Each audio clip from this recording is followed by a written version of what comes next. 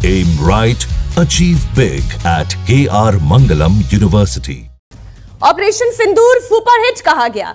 Operation सिंदूर के बारे में विदेशी पत्रकारों से लेकर विदेशी मीडिया से लेकर तमाम जानकारों ने यह कहा कि भारत ने जिस तरह से यह जंग लड़ी वो वाकई में अद्भुत थी, अभूतपूर्व थी। और जंग को शुरू कैसे करना है और खत्म कैसे करना है यह भारत ने बता दिया। लेकिन फिर भी सवाल बीजेपी के सामने उठता रहा कि यह सीज फायर क्यों हो गया, यह सरेंडर क्यों हो गया। ये चीन चीन चिल्लाने वाले आज भी आपसे पूछ रहे हैं सवाल। सबसे पहले तो ऑपरेशन सिंदूर के माध्यम से जो सेना ने पराक्रम दिखाया है, वैसे तो इसके बारे में हम जानते हैं, पर एक बार दोनों मुट्ठी बींच कर हाथ उठाकर भारत माता की देखिए, एक तरफ तो हम सभी लोग भारत माता की जय बोल रहे थे और आपने देखा यहां पर कौन है जो लोग चुप रह गए।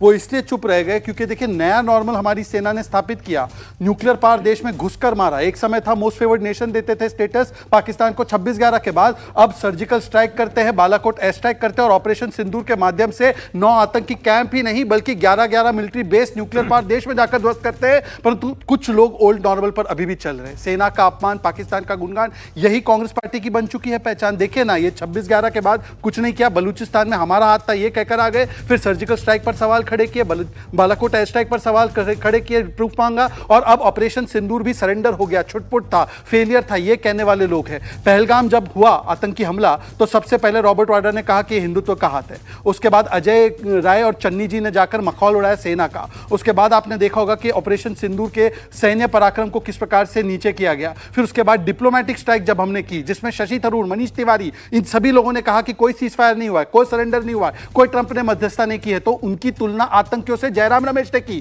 कहा कि G7 से इनवाइट नहीं आया, यूनाइटेड स्टेट्स का फर्जी डॉक्यूमेंट दिखा दिया और तो और बाकी सब छोड़िए। मोदी विरोध में उतरते उतरते अब इनके नेता अजय कुमार कहते हैं कि सिक्किम भारत का हिस्सा ही नहीं। इनके कांग्रेस के हैंडल से पीओके को पाकिस्तान दिखा दिया जाता है क्योंकि इनके हर कैलेंडर में दर्ज है इनका सरेंडर। आपको याद होगा 1948 में कश्मीर को सौंप कर आ गए थे यूनाइटेड नेशंस में।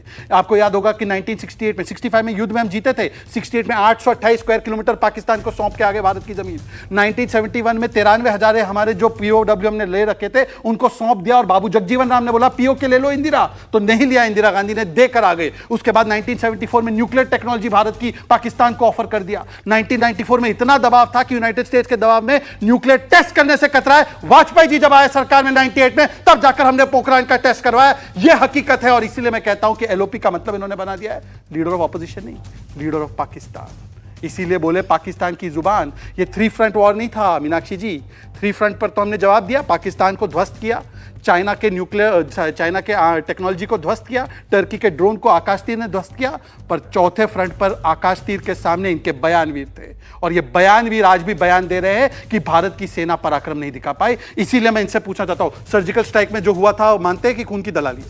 पहले इससे जवाब दीजिए मीनाक्षी जी। मैं आपकी सर्जिकल स्ट्राइक मानते कि नहीं मानते? मैं आपकी बात का जवाब नहीं मानते। मैंने पूरा भाषण सुना। ठीक है अजय जी, अब आप मेरे सवाल का जवाब दे दें। जी मीनाक्षी जी, सवाल यह है कि जब भारत के सीडीएस ने चीनी मीडिया ब्लूमबर्ग को इंटरव्यू दिया तब तो राहुल गांधी ने बड़ा बड़ा पोस्ट लिख दिया, नरेंद्र सरेंडर कह दिया।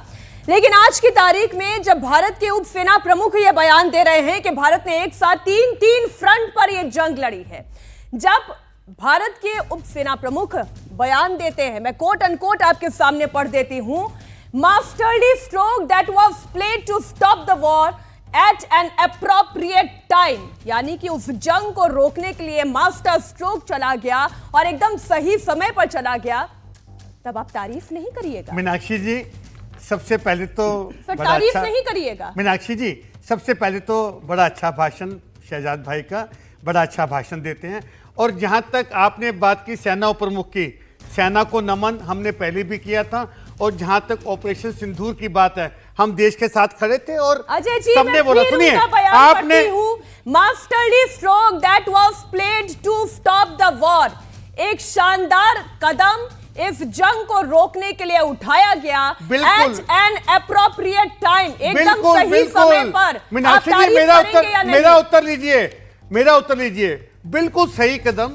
जब डोनाल्ड ट्रंप ने कहा कि मैंने मध्यस्थता कराई है, मैंने सी बहुत अच्छा कदम, क्योंकि नतमस्तक हैं हमारे देश के प्रधानमंत्री डोनाल्ड ट्रंप के लिए, बिल्कुल नतमस्तक हैं।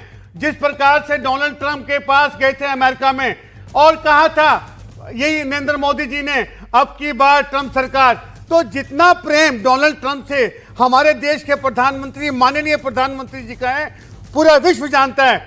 और जिस प्रकार से इन्होंने कहा कि मास्टर स्ट्रोक रोकने का, सीज फायर का, ये सबको पता है, बच्चे बच्चे को पता है, देश को हमें समझाने की जरूरत नहीं है। अच्छा, सीज फायर मास्टर स्ट्रोक था या नहीं था? देखिए, था या नहीं था? डोनाल्ड हाँ ट्रंप अगर डोनाल्ड ट्रंप ने किया है तो नहीं था।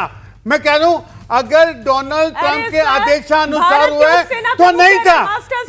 अगर डोनाल्ड ट्रंप ने कराया है, जैसे अभी 4 दिन पहले भी ट्रंप ने बोला कि भारत और पाकिस्तान की मध्यस्थता मैंने कराई, व्यापार के लेके कि व्यापार की धमकी देके कि मैं व्यापार बंद कर दूंगा, तो ये हमारे प्रदेश के प्रधानमंत्री पुनः वाला जी खंडन क्यों नहीं करते?